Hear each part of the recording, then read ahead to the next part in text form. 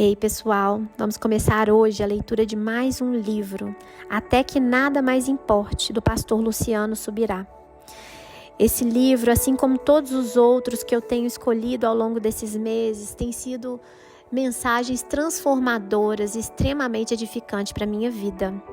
E cada um deles trazem mensagens poderosas, e o meu desejo é que esse instrumento do Senhor, cada um desses livros, possam impulsionar você a ir adiante. Eu espero que você continue comigo na leitura desse livro, esse livro que é tão lindo, que é um livro que foi inspirado pelo Senhor, e que você seja extremamente abençoado pela leitura dele. Eu consagro a leitura desse livro ao Senhor e peço que o Senhor fale ao meu coração e ao coração de cada pessoa que vai ouvir esses áudios. Em nome de Jesus. Introdução. O cristianismo, se é falso, não tem nenhuma importância, e se é verdade, tem infinita importância. O que ele não pode ser é de moderada importância. C.S. Lewis. Tenho aprendido muito com o Senhor por mais de 2 décadas acerca da importância de amá-lo e porque esse é chamado nas Escrituras de o maior mandamento. Como resultado desse entendimento, escrevi o livro de todo o coração, vivendo a plenitude do amor ao Senhor.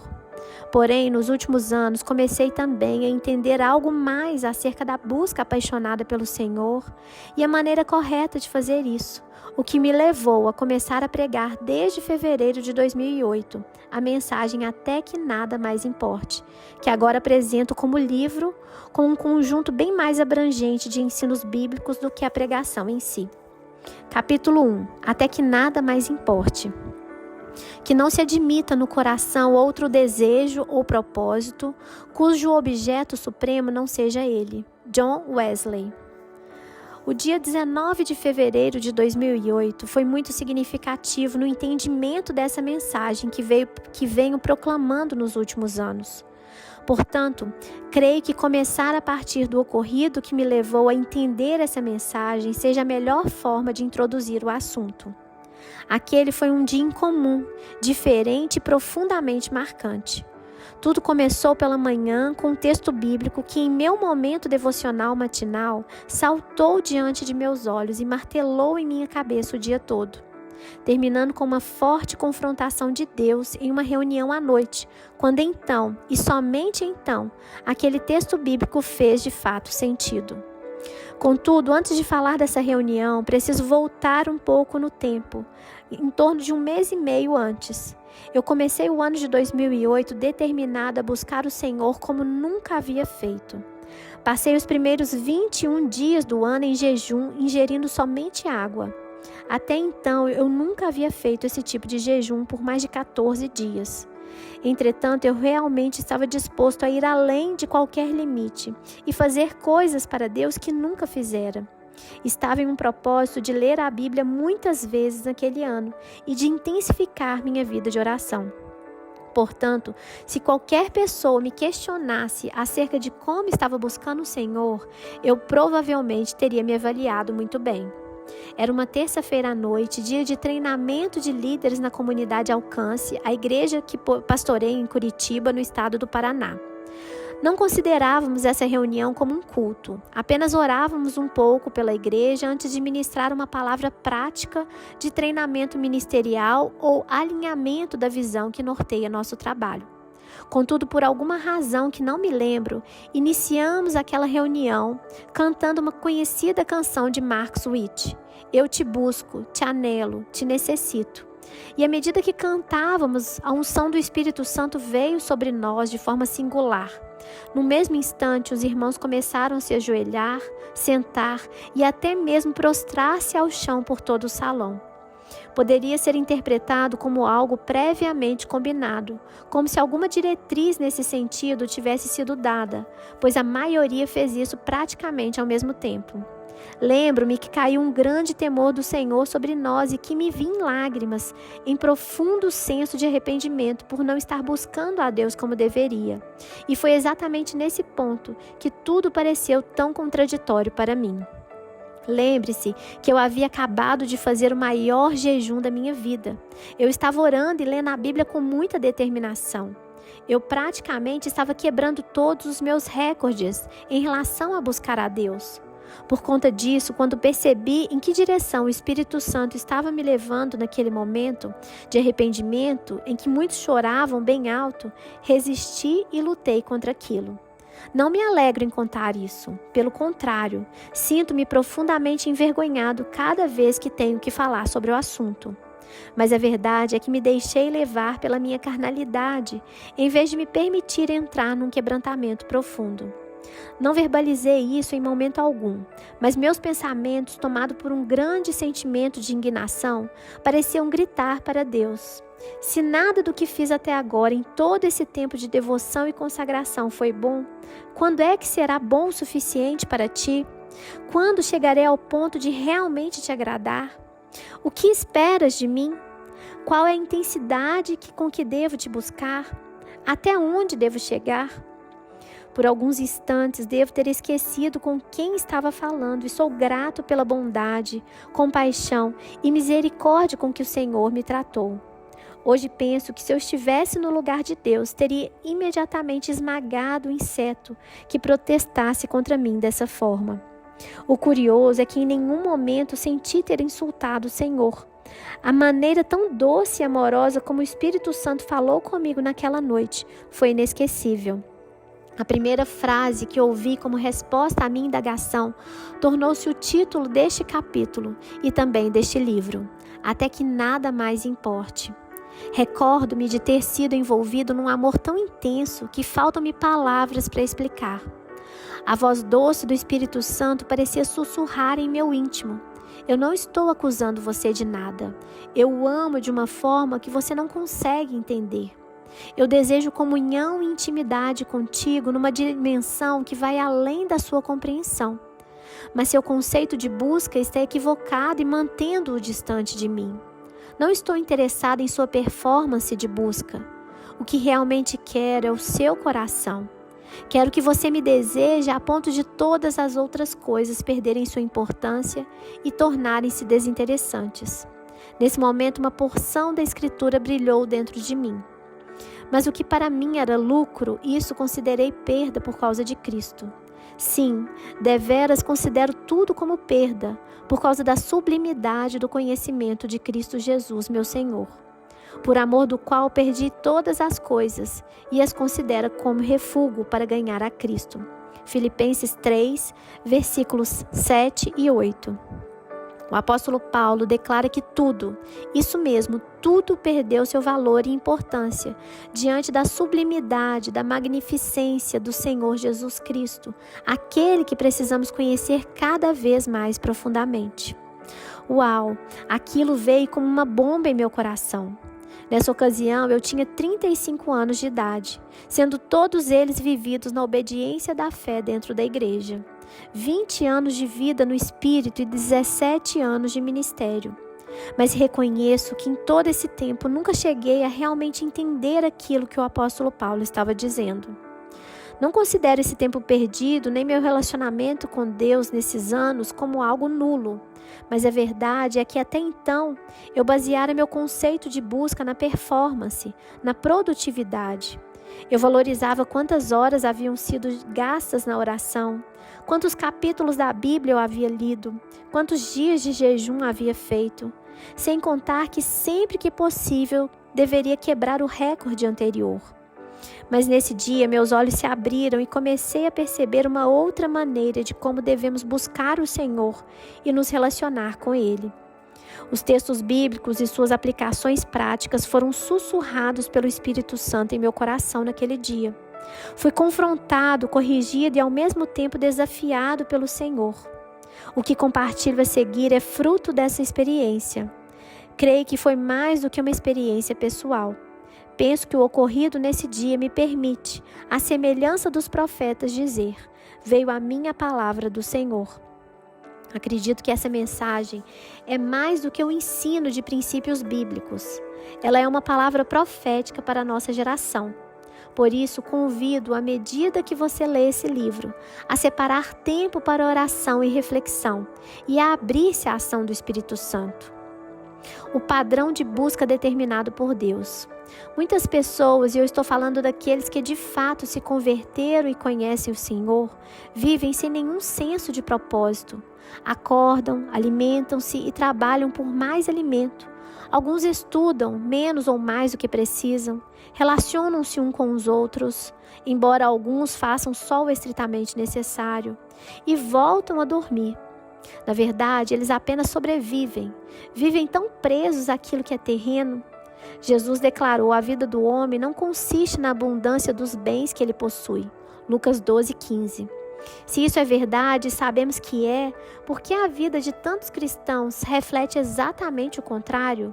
Porque a maioria investe tanto da sua vida em busca do que é material e tão pouco na busca do que é espiritual.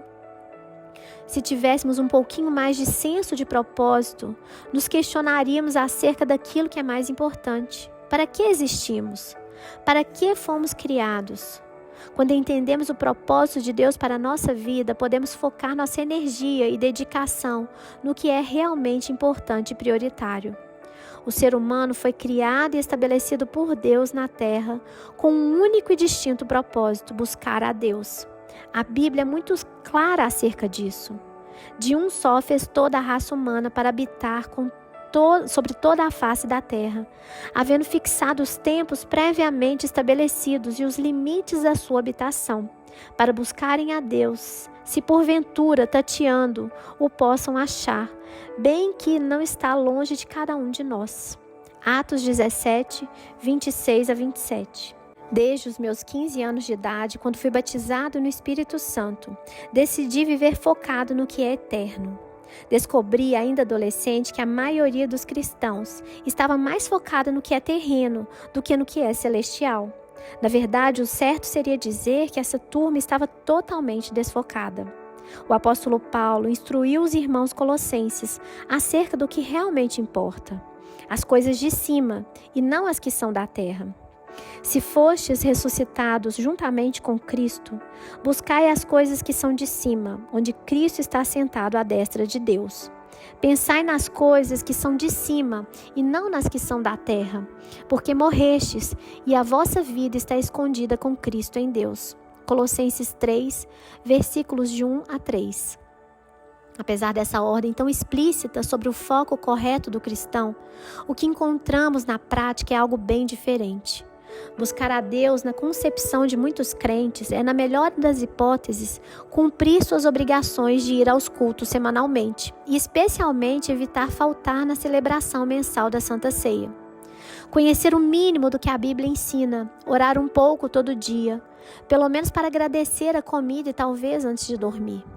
É lógico que, se estiver em apuros e diante de grandes tribulações, esse cristão pode aumentar consideravelmente suas orações e, em casos extremos, até mesmo jejuar. O que atualmente chamamos de busca, e sei que estou generalizando porque há exceções, pode ser classificado como uma coisa medíocre, interesseira e nada intensa.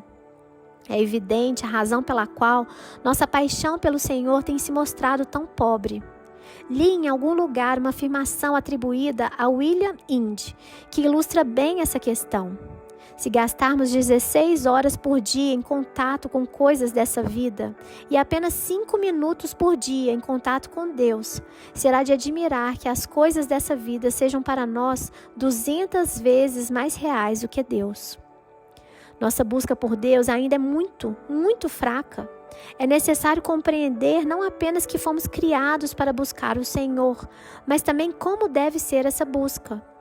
Ao falar acerca dessa busca, as Escrituras Sagradas nos revelam que ela não pode acontecer de qualquer forma. Há um padrão de busca que Deus determinou para nós. Esse padrão é alcançado quando ele se torna mais importante do que qualquer outra coisa.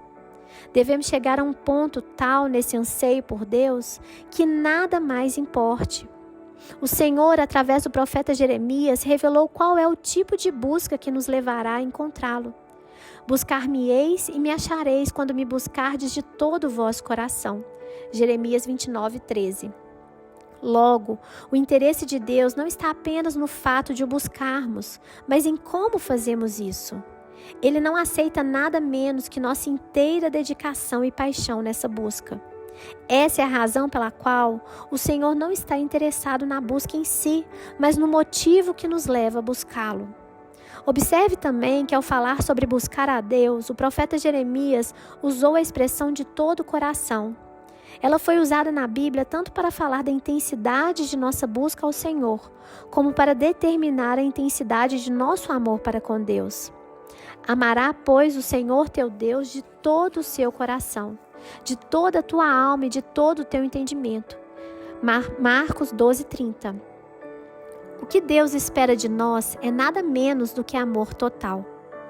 O maior mandamento determina não só que o amemos, mas que façamos isso com toda a intensidade possível. E o mesmo é verdadeiro em relação à nossa busca, de todo o coração. Essa é a única forma de busca aceitável. Com todo o nosso ser, com tudo que há em nós, coração, alma e entendimento, com toda a nossa força, dedicação, empenho, determinação, energia e entrega. Há uma declaração de C.S. Lewis que merece ser destacada aqui.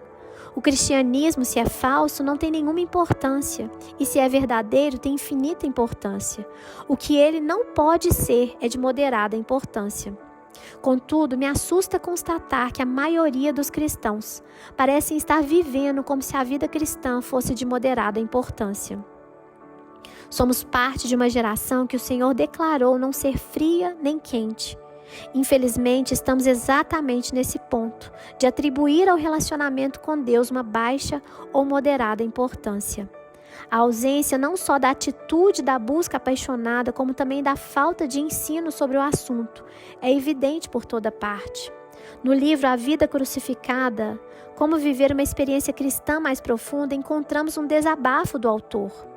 A nossa fraqueza é que não prosseguimos para conhecer Cristo em intimidade e familiaridade enriquecidas. E pior, nem estamos falando sobre fazer isso. Raramente ouvimos a seu respeito e esse tema não entra nas nossas revistas, nos nossos livros ou em qualquer tipo de ministério midiático. E também não se encontra nas nossas igrejas. Estou falando desse anseio, desse desejo ardente de conhecer Deus em medida crescente.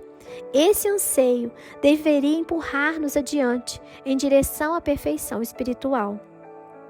O problema de muitos de nós é que, ainda que aleguemos estar buscando a Deus, estamos fazendo isso com pouca intensidade. E a razão da falta de empenho nessa busca não é o fato de que não queremos Deus, senão nem mesmo buscando-o estaríamos. Penso que um dos nossos piores inimigos depois do pecado sejam as distrações. Diferentemente do cristão que está travando uma acirrada luta contra o pecado, o crente que costuma ser enredado pelas distrações é, em geral, alguém que não necessariamente tem cedido ao pecado, mas perde o alvo ao distrair-se com coisas que talvez sejam até mesmo lícitas, mas roubam-lhe o foco de buscar intensamente o Senhor. A Bíblia diz que quando Moisés foi ao Egito com uma mensagem de libertação, o faraó aumentou o trabalho do povo para que este se esquecesse da adoração a Deus. Disse também faraó: o povo da terra já é muito, e vós os distraís das suas tarefas. Naquele mesmo dia, pois, deu ordem faraó aos superintendentes do povo e aos seus capatazes, dizendo: daqui em diante não torneis a dar-lhe palha ao povo para fazer tijolos como antes. Eles mesmos que vão e ajuntem para si a palha. E exigireis deles a mesma conta de tijolos que antes faziam. Nada diminuireis dela. Estão ociosos e por isso clamam: vamos e sacrifiquemos ao nosso Deus. Agrave-se o serviço sobre esses homens, para que neles se apliquem e não deem ouvidos a palavras mentirosas. Êxodo 5, versículos de 5 a 9. Esse quadro, no meu entendimento, é uma ilustração da estratégia que Satanás tenta aplicar ainda hoje contra os cristãos.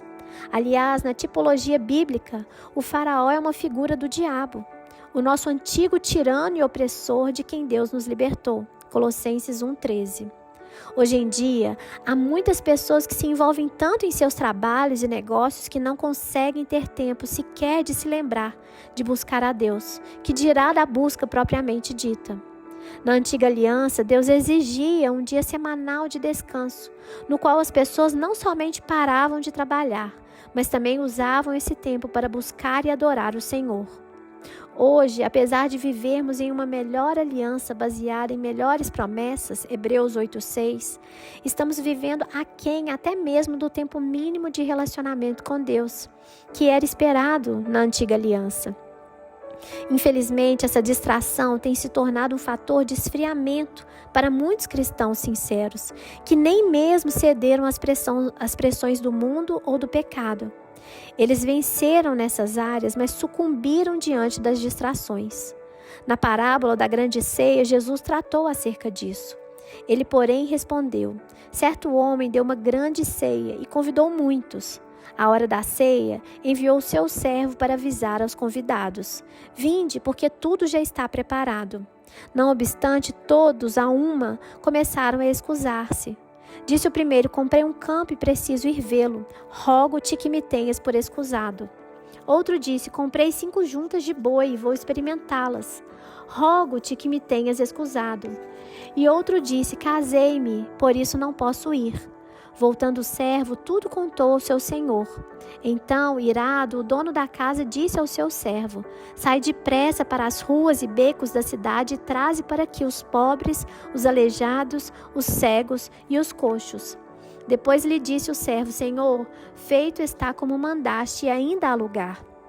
Respondeu-lhe o Senhor: sai pelos caminhos e atalhos e obriga a todos a entrar, para que fique cheia a minha casa. Porque vos declaro que nenhum daqueles homens que foram convidados provará a minha ceia. Lucas 14, versículos 16 a 24. Muitos perdem a consciência do convite de Deus por causa das distrações geradas por coisas que são legítimas. Verdadeiros exemplos de bênção, ou até mesmo orações respondidas, como a aquisição de propriedades, a melhoria da capacidade de produção, ou até mesmo a constituição de uma família. Estas foram as 3 desculpas dadas nessa parábola contada pelo Senhor Jesus. Recordo-me do dia em que cheguei em casa com um presente para meu filho. O Israel, na época, com 8 ou 9 anos de idade, estava muito desejoso de um novo videogame. Eu me senti um paizão quando ele abriu a caixa e comemorou tanto a chegada do novo brinquedo. Ele me abraçou e agradeceu muito, muito mesmo. Como é boa a sensação de agradarmos nossos filhos a quem tanto amamos. Porém, algo passou a acontecer a partir daquele dia.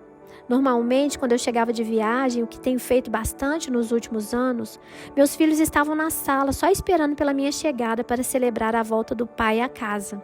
Contudo, depois da chegada do bendito videogame, meu filho Israel já não costumava estar à minha presença, à minha espera quando eu retornava. Ao entrar em casa, apenas minha filha Lissa corria para abraçar-me e beijar. Depois de fazermos nossa festa de reencontro, eu perguntava em voz alta: cadê o Israel? E passou a ser comum ouvi-lo gritar de volta: já vai, pai. Só vou passar da fase no jogo e já corro até aí. Meu aborrecimento foi crescendo a ponto de um dia ter literalmente vontade de jogar aquele videogame pela janela.